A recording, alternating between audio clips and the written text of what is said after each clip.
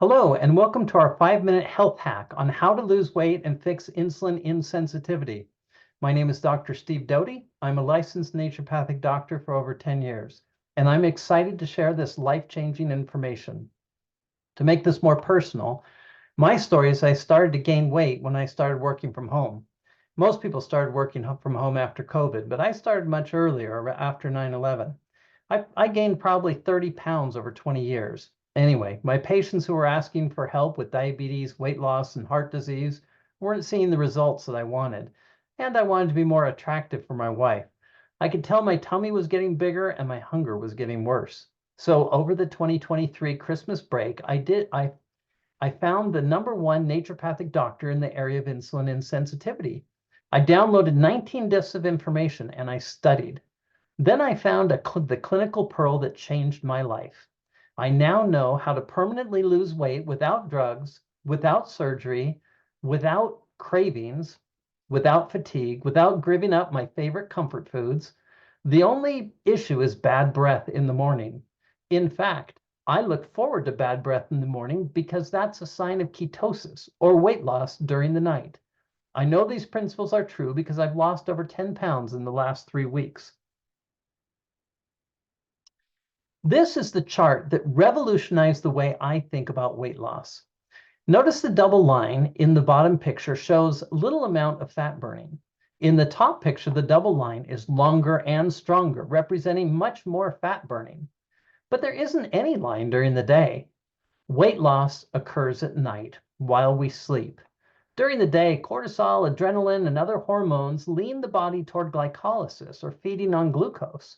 But at night, in the absence of cortisol and adrenaline, the body will switch gears to fat burning mode. For most people, minimal fat burning takes place from 4 a.m. to 8 a.m. For people who follow these principles, fat burning will take place from midnight to 8 a.m. It seems ironic that I can lose more weight sleeping in than I can waking up early and going to my spin class at the gym, but it's true. I've woken up for the last year going to a spin class and never lost weight. So how do you wake up with the worst breath? Meaning, how do you wake up having had the most ketosis at night? First, no snacking between meals. Second, eat a no-carb dinner from 5 to 5:30 p.m. This is a picture of my dinner foods. Third, do an hour of exercise before going to bed. In other words, go to bed with low glucose reserves. Guess what? I have bad breath every morning I do that plan. Congratulations. The first objection people say is that this is too hard. And that leads me to principle number 2.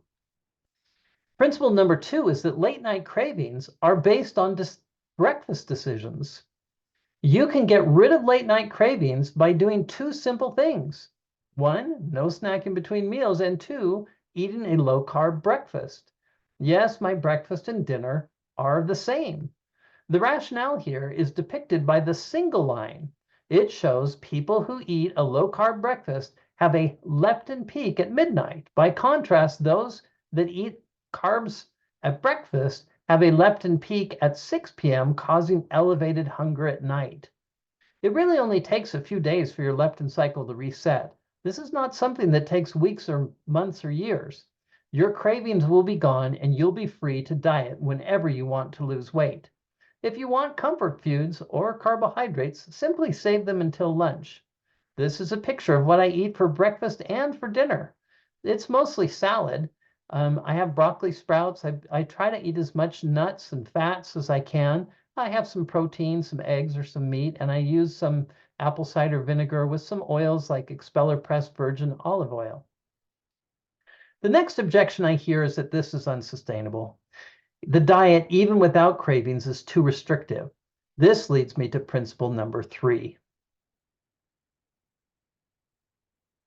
Principle number 3 is motivation is born of education.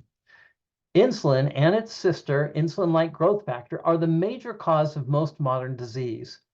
Genetically, people respond differently to excess insulin. Some people have weight gain, others go straight to diabetes.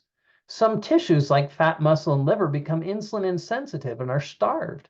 Other tissues are force-fed into having strange growths like cancer and tumors and uterine cysts and fibroids, skin tags.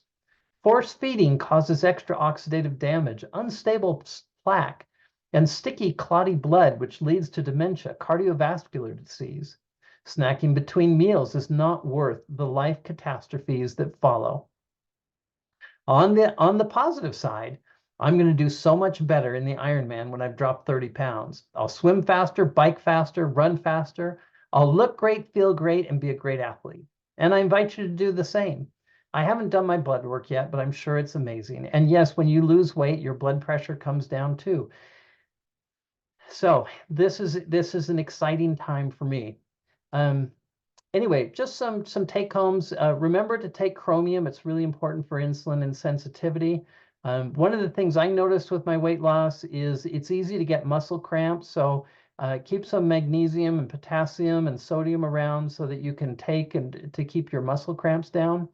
And it's fun to get on the scale. I really enjoy getting on the scale each morning, and I usually lose about a half a pound a day. And also consider growing your own food. This is a picture of my lettuce stand. I grab my own lettuce and pick it off and eat it. And salad's not usually that exciting a food, but you know, when you grow it yourself, it makes it a little more exciting. Sprints are really good for hormone growth, and squats are really good for muscle mass. So I'll do a shout out for those. Low stress evenings and generous amounts of sleep are best for weight loss. Also learn which glycemic foods you like best. Blueberries and apples are better. Citrus fruits are a little bit worse. Ceylon cinnamon is a good insulin sensitizer. You can put it on your oats at lunchtime. Oils replace butter in most recipes. And if you like whole grains, they're a little bit better than popped, boiled, or milled grains because those digest a little too quickly. So you can learn a few secrets to make your even your lunches a little bit better, so you don't have to exercise so much at night. Now, I just want to thank you for letting me share my wisdom with you, and I would enjoy hearing your questions and feedback. Thank you.